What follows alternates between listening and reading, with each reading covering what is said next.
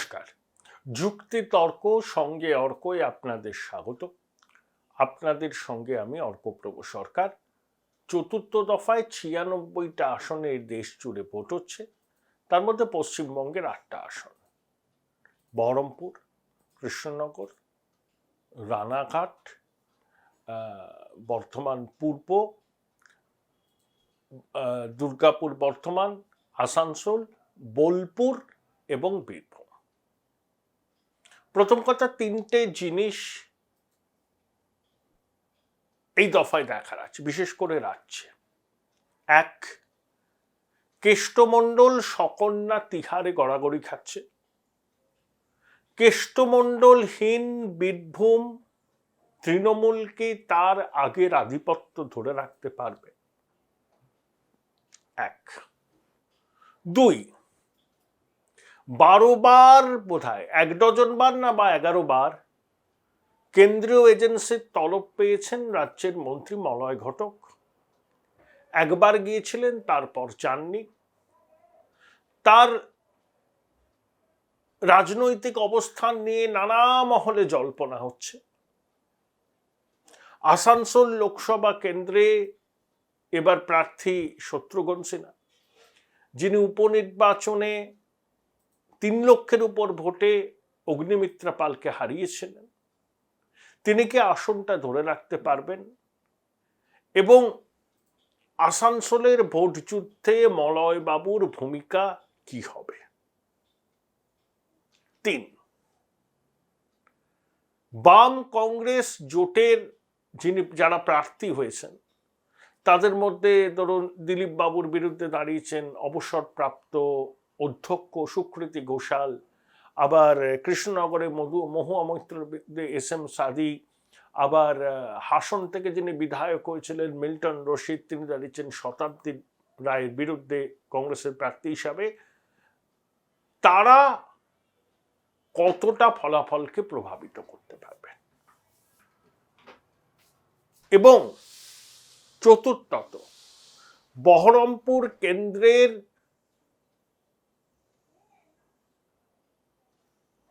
ফলাফলের কতখানি প্রভাব ফেলতে পারবেন কার্তিক মহারাজ? এই 4টে বিষয় খুব গুরুত্বপূর্ণ। প্রথমে ধরুন, আমার পার্সোনাল ধারণা, পরে আমি বিস্তারিতভাবে আপনাদের বলবো। একমাত্র বর্ধমান পূর্ব আসনটিতে তৃণমূলের জয় নিশ্চিত, আর কোনো আসনে তৃণমূলের জয় নিশ্চিত নয়। প্রত্যেকটা আসনে এবার কিন্তু লড়াই হবে। সে লড়াই রানাঘাটে হবে, কৃষ্ণনগরে হবে। যেমন মুকুটমণি অধিকারী বিজেপির বিধায়ক ছিলেন, ইস্তফা দিয়ে তৃণমূলের প্রার্থী হয়েছেন জগন্নাথ সরকারের বিরুদ্ধে। তার স্ত্রী আবার বিজেপিতে যোগদান করলেন। তৃণমূলের সংগঠন কতটা মুকুটমণিকে গ্রহণ করতে পারবেন? জগন্নাথ সরকার বিপুল ভোটে জিতেছিলেন মতুয়া অধ্যুষিত রানাঘাট কেন্দ্র। পারবেন মুকুটমণি রানাঘাট বিজেপির কাছ থেকে ছিনিয়ে নিতে? $1 মিলিয়ন কোশ্চেন। দেখুন, কৃষ্ণনগর কেন্দ্রে মহুয়া মৈত্র এবার ভীষণই চাপে। স্বয়ং প্রশান্ত কিশোর কিন্তু মহুয়াকে বলেছেন, আমাকে তৃণমূলের একজন বললেন, Mahua, you are going to lose, concentrate on your constituency. একে মধুয়ার বিরুদ্ধে সনাতন বিরোধী এই তকমা বিজেপি সেটা দিয়েছে, এবং মহুয়াকে হারাতে তারা চেষ্টার কোনো কসুর করবে না। কৃষ্ণনগর উত্তর দক্ষিণ এই সমস্ত কেন্দ্রগুলিতে বিজেপির স্ট্রং হোল্ড আছে। যেমন চাপড়া সংখ্যালঘু অধ্যুষিত, নাকাশিপাড়া কিছুটা সংখ্যালঘু অধ্যুষিত, সেখানে এস.এম. সাদি যদি ভোট ভালো রকম পান তাহলে কিন্তু মহুয়ার যাত্রাভঙ্গ হতে পারে। আর কৃষ্ণনগর কেন্দ্রে একসময় বিজেপির যথেষ্ট দাপট ছিল। জুলুবাবু দুবার সাংসদ হয়েছিলেন। গতবার লোকসভা নির্বাচনেও কৃষ্ণনগরের 2-3টে কেন্দ্র থেকে খুব ভালো লিড পেয়েছিল বিজেপি, কিন্তু শেষ পর্যন্ত মহুয়া মৈত্র জয়ী হন। করিমপুরের বিধায়ক ছিলেন তিনি, করিমপুর থেকে বিপুল মার্জিন। এবার আসুন বোলপুর। অনেকে বলছেন যে পিয়া সাহা নাকি হেরেই গেছেন, খুব ভুল ভাবছেন। অসিত মাল জিতবেন এটা কিন্তু আমি অন্তত 100% গ্যারান্টি দিয়ে বলতে পারছি না। তলায় তলায় এমন চোরাস্রোত বইছে তৃণমূলের যে 4 তারিখ বেলা 12টার আগে বলা সম্ভব নয় নিশ্চিতভাবে যে বোলপুর কেন্দ্রে অসিত মাল পুনরায় জয়ী হবে। বর্তমান পূর্বের ক্ষেত্রে আমি বলতে পারি সেখানে ডাক্তার শর্মিলা সরকার নিশ্চিতভাবে জয়ী হবে। দেখুন, শতাব্দী রায় আগের বারেও কঠিন চ্যালেঞ্জের মুখে পড়েছিলেন। সাঁইথিয়া, দুবরাজপুর, সিউড়ি, রামপুরহাট কেন্দ্রে তিনি পিছিয়ে ছিলেন, কিন্তু হাসন, নলহাটি, মোরারই থেকে তিনি এগিয়েছিলেন। এবার মিল্টন দাঁড়িয়েছেন। মিল্টন কিন্তু খুব জনপ্রিয়, বিধায়কও হয়েছিলেন 2016 সালে। তাই মিল্টন যদি মুসলমান ভোটের ভালো থাবা বসাতে পারেন ভিক্টরের মতো, তাহলে কিন্তু শতাব্দী রায় প্রবল চাপের মধ্যে পড়বেন। দেখুন, অনেকে বলছেন মেদিনীপুর থেকে দিলীপ বাবুকে কেন দুর্গাপুর বর্ধমানে সরানো হলো। মেদিনীপুরের থেকে দিলীপ বাবুর অবস্থান এখানে অনেক মজবুত। ওখানে কুর্মী সম্প্রদায়ের একটা অংশের একটা বিদ্রোহ, সেটা দিলীপ বাবু ভালো করে ট্যাকল করতে পারেননি, এবং তার বিষয়টা তো সহজ ছিল না মেদিনীপুরে, সেই জন্যই তাকে ট্রান্সফার করা হয়েছে বর্তমান দুর্গাপুরে। সংঘের প্রচারক হিসাবে তিনি ওই অঞ্চলে দীর্ঘদিন ছিলেন। ওখানে লক্ষণ গড়ুই সহ যারা আছেন তারা দিলীপ বাবুর ঘনিষ্ঠ। সর্বোপরি মোদি হাওয়া এবং দিলীপ বাবু কর্মী সমর্থকদের মধ্যে কিন্তু খুব জনপ্রিয়, এটা নিয়ে কোনো সন্দেহ নেই। আর দিলীপ বাবুর ইলেকটোরাল লাক খুব ভালো। 16 সালে তিনি বিধায়ক হয়ে গেলেন, চাচাকে হারালেন জ্ঞান সিং সোহনপাল, 19-এ মানস ভূঁইয়াকে হারালেন, এবার 24-এ তিনি প্রতিদ্বন্দ্বিতা করছেন। দেখুন, কীর্তি আজাদ দাঁড় ভাঙার লোক, 83-র বিশ্বকাপ জয়ী দলের সদস্য, তার বাবা ভগবান ঝা আজাদ বিহারের মুখ্যমন্ত্রী ছিলেন। তো কীর্তি আজাদকে ওখানকার মানুষ পাবেন, সময়ে অসময়ে কিছু দরকার হলে কীর্তি আজাদ কিন্তু পাবেন না, সেখানে দিলীপ ঘোষ তো অ্যাভেলেবেল থাকবেন। এবং কীর্তি আজাদকে নিয়েও তৃণমূলের মধ্যে খুব একটা স্বস্তির ভাব নেই। অনেকেই প্রার্থী হিসাবে কীর্তি আজাদকে বহিরাগত বলে মনে করছেন। ধরুন আসানসোল কেন্দ্রের উপনির্বাচনে শত্রুঘ্ন বিপুল ভোটে জয়ী হয়েছিলেন। পাণ্ডবেশ্বরে নরেন্দ্রনাথ চক্রবর্তী, যিনি জিতেন তেওয়ারিকে হারিয়েছিলেন 21-এর ভোটে, তিনি 1 লক্ষের উপর বেশি ভোটে লিড দিয়েছিলেন। জিতেন্দ্র তিওয়ারি, তার কন্যা তখন গুরুতর অসুস্থ ছিলেন, ভোটের আগে 8-10 দিন এলাকাতে থাকতে পারেননি। এবার কিন্তু বিষয়টা টানা। তা অনেকে বলেন যে জিতেন তিওয়ারি চাননি অগ্নিমিত্রা পাল মনোনয়ন পাক, সেই জন্য তিনি সচেতনভাবে মাথা ঘামাননি এই নির্বাচনী লড়াই। এবার বিষয়টা কিন্তু আলাদা। জিতেন তিওয়ারি একটা জিনিস জানেন যে আসানসোলে সুরিন্দর সিং আলুওয়ালিয়াকে তিনি যদি জেতাতে না পারেন, তাহলে আগামী দিনে পাণ্ডবেশ্বরের টিকিটটিও তার অনিশ্চিত হয়ে পড়বে। এবং আলুওয়ালিয়া কিন্তু ওখানকার ভূমিপুত্র, তিনি তাপস ব্যানার্জির জামাই। Join Indian Institute of Hotel Management now. Right choice, right decision. ও রাহুল গান্ধীর শাউটিং ব্রিগেডের সদস্য ছিল, রাজ্যসভায় ছিল, পরে বিজেপিতে যান। সুষমা স্বরাজের অত্যন্ত ঘনিষ্ঠ ছিলেন। অনেকে মজা করে বলেন যে প্রয়াত সুষমাজির যে রঙের শাড়ি পরতেন সেই রঙের পাগড়ি পরতেন আলুওয়ালিয়া। ঝরঝর করে বাংলা বলেন, তাকে অন্তত লোকে পাবে। কিন্তু শত্রুঘ্ন সিনহা যতই ওই কালা পাথর দেখানো হোক না কেন, তৃণমূল দেখাক 80 সালের বা 79 সালের ছবি, শত্রুঘ্ন অতীতের ছায়া মাত্র।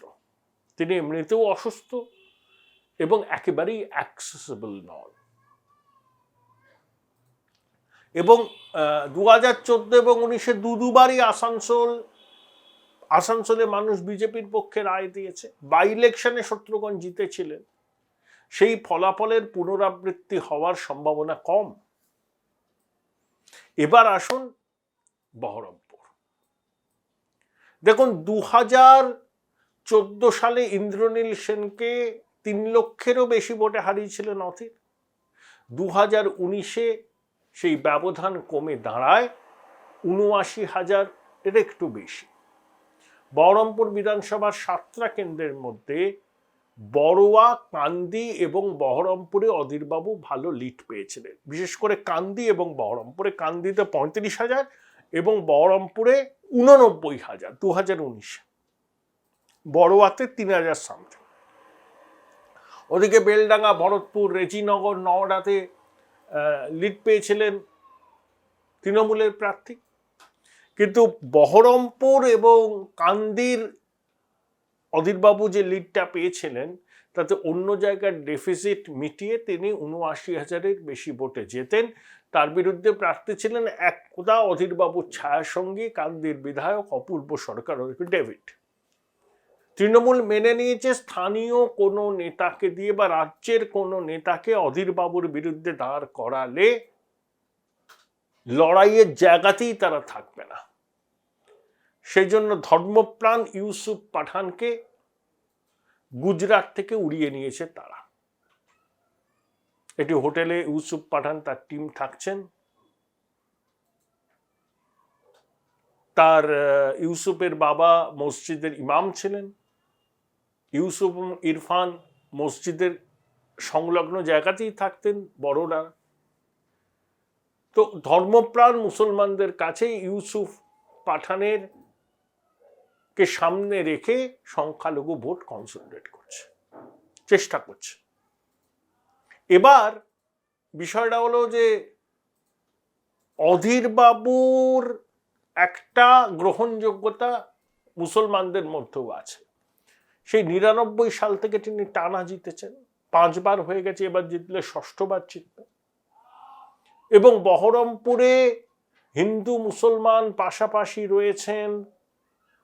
কোথাও কোথাও উত্তেজনা হলেও সেই উত্তেজনা হাতের বাইরে চলে যায় না অধীরবাবু থাকার কারণেই, সেটা ওখানকার সবাই মানেন। 52% মুসলমান ভোট আছে বহরমপুর লোকসভা কেন্দ্রে। দেখুন, 2021-এ যদি আপনি দেখেন ফলাফল, তাহলে কংগ্রেস ওখানে প্রায় 2.5 লক্ষ ভোটে পিছিয়ে। 7টা কেন্দ্রের মধ্যে 6টা বিধানসভা তৃণমূল জিতেছে, বহরমপুর জিতেছে বিজেপি। তাই অধীরবাবুর লড়াই আপনি আপাত দৃষ্টিতে দেখলে প্রচন্ড কঠিন। হ্যাঁ, লড়াই অবশ্যই কঠিন, কিন্তু বিধানসভা নির্বাচনের ফলাফলকে মাপকাঠি হিসাবে ধরে আপনি লোকসভা নির্বাচনকে বিচার করবেন না। 2019-এ অধীরবাবু 46% ভোট পেয়েছিলেন, তৃণমূল 40%, বিজেপি 11%। আবার 2021-এ দেখুন, বিজেপি তৃণমূল পেল 50%, বিজেপি পেল 31%, আর কংগ্রেস পেল 15%। ওই যে 46 থেকে 31% ভোট ভাগ হয়ে গেল তৃণমূলের মধ্যে 10-11 আর বিজেপির মধ্যে 21%। ডক্টর নির্মল সাহা স্থানীয় মানুষ, জনপ্রিয় চিকিৎসক, অধীরবাবু তার পেশেন্ট, পারিবারিক সূত্রে আরএসএস এর সঙ্গে ঘনিষ্ঠতা। তাই লড়াইটা এবার জবরদস্ত। কিন্তু আমার মনে হয় শেষ বিচারে এবারেও বহরমপুরের মানুষ অধীরবাবুর উপরেই আস্থা রাখবেন। ডক্টর নির্মল সাহার সঙ্গে একেবারে কাঁটে কাটাক্কার হবে, এটা আমার ধারণা। আস্থা রাখবেন মানেই তারা অধীরবাবু জিতবেন এরকম কোনো মানে নেই। সেটা আমি আপনাকে 2-1 দিন বাদে একদম গ্রাউন্ড রিপোর্ট নিয়ে বলতে পারবো ফলাফল কি হচ্ছে। কিন্তু এইটুকু বলতে পারি যে ইউসুফ পাঠান তৃতীয় হবেন, মানে তৃণমূল তৃতীয় হবেন বহরমপুর লোকসভা কেন্দ্রে। মমতা বন্দ্যোপাধ্যায় আদা জল খেয়ে নেমেছেন, তার ভ্রাতুষ্পুত্রও নেমেছে যে ওখান থেকে অধীর চৌধুরীকে হারাবার জন্য। তাতে যদি বিজেপিও জিতে যায় তাতেও তিনি খুব একটা অখুশি হবেন না। অধীর বাবুকে হারানো হচ্ছে তার অগ্রাধিকারের তালিকায় সবার আগে আছে, কারণ দীর্ঘদিন ধরে অধীর বাবুর সঙ্গে তাল ঠোকাঠুকি চলে আসছে তৃণমূল নেত্রী। একথা ঠিক যে অভিষেক বন্দ্যোপাধ্যায় সকাল সকাল রাহুলের তুগলক লেনের রেসিডেন্সে চলে গিয়েছিল, যে কংগ্রেস যাতে বাম সঙ্গ ছেড়ে তৃণমূলের হাত ধরে। কিন্তু রাহুল মমতা বন্দ্যোপাধ্যায়কে রাজনৈতিকভাবে বিশ্বাস করেন না। তার থেকে তার মনে হয়েছে বামেদের শক্তি কমলেও বিজেপি বিরোধী লড়াইয়ে বামেদের আন্তরিকতা সব প্রশ্নের ঊর্ধ্বে। এবং অধীর বাবু বারবার বলে গেছেন যে তৃণমূলের সঙ্গে যদি কংগ্রেস কোনো রকম সমঝোতা করে তিনি নির্দল হিসাবে প্রতিদ্বন্দ্বিতা করবেন। অধীর বাবু এই চ্যালেঞ্জ গ্রহণ করেছেন, যদি এবারের নির্বাচনে তিনি জিততে না পারেন তাহলে রাজনীতি ছেড়ে দেবেন। 2019 সালে লোকসভা নির্বাচনে জেতার পর প্রথম যে ফোনটা অধীর বাবু পেয়েছিলেন সেটা কিন্তু সোনিয়া গান্ধী, রাহুল গান্ধী, প্রিয়াঙ্কা গান্ধীর থেকে নয়, প্রধানমন্ত্রী নরেন্দ্র মোদীর কাছ থেকে। যোগী আদিত্যনাথ, জেপি নাড্ডা প্রচারে এসেছিলেন। কেউ কিন্তু অধীর বাবুকে ব্যক্তিগত আক্রমণ করেননি, সেটা নিয়েও মমতা বন্দ্যোপাধ্যায় প্রশ্ন তুলেছেন। আসলে 1999 থেকে অধীর বাবু সাংসদ, সেই সময় থেকেই যোগী আদিত্যনাথ সাংসদ। দুজনের মধ্যে একটা সুন্দর ব্যক্তিগত সম্পর্ক আছে। মমতা বন্দ্যোপাধ্যায় তো এই ব্যক্তিগত সম্পর্কগুলোকে ঠিক গুরুত্ব দেন না। তিনি বিরোধী রাজনৈতিক দলের নেতাদের শত্রু মনে করেন, কিন্তু সংসদীয় গণতন্ত্রে রাজনীতিতে শত্রু বলে কেউ হয় না, প্রতিপক্ষ বলে হয়। কিন্তু পশ্চিমবঙ্গের রাজনীতি এমন পর্যায়ে পৌঁছেছে যে সামাজিক অনুষ্ঠানে শাসক দলের কোনো প্রতিনিধি ব্যক্তিগত সম্পর্ক খুব মধুর থাকা সত্ত্বেও বিরোধী দলের কাউকে আমন্ত্রণ জানাতে পারেন না। এই সংস্কৃতি পশ্চিমবঙ্গে নিয়ে এসেছে শাসক দল তৃণমূল কংগ্রেস। তাই অধীর চৌধুরীকে হারাবার জন্য সর্বস্ব পণ করে নেমেছেন কিন্তু পিসি ভাইপো। এখন ফলাফল বেরোনোর পর তারা কি গাইবেন শূন্য হাতে ফিরিয়ে নাথ পথে পথে, বা তারা দেখাতে পারিনে কেন প্রাণ, বুঝাতে পারিনে কেন হৃদয় বেদনা। বহরমপুরের মানুষকে এই গানই শোনাতে হবে নবান্নের 14 তলা এবং ক্যামাক স্ট্রিটকে, কারণ এবারও সম্ভবত শূন্য হাতেই ফিরবেন তারা।